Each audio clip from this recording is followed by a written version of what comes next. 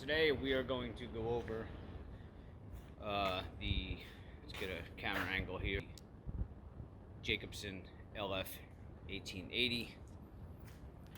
This is a fairway mower, and a lot of times the reel will stop spinning.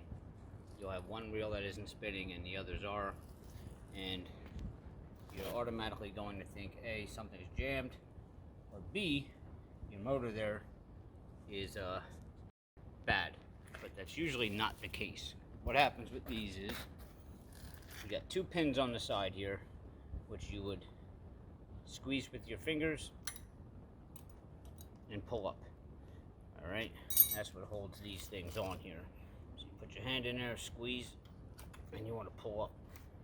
They're really tough to get out sometimes, and your reel here just pulls out like that.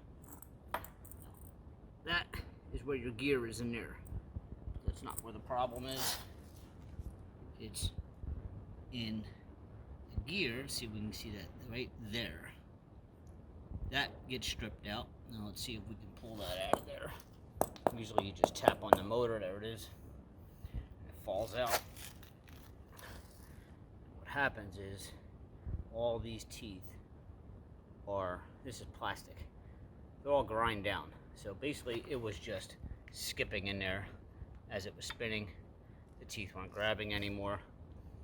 What I do is I replace it with these new metal ones, and these are less likely to wear as fast as your plastic ones. Plastic ones are good though, because if you run something over, usually it'll just break this rather than lock up your whole reel. But we keep our fairways pretty clean, and we don't really have that issue, so I prefer to go with these metal ones. It lasts a lot longer, but you really just want to, it's hard to get the camera in here, but you're going to slide that. You'll feel it pop in once it lines up. There it goes in.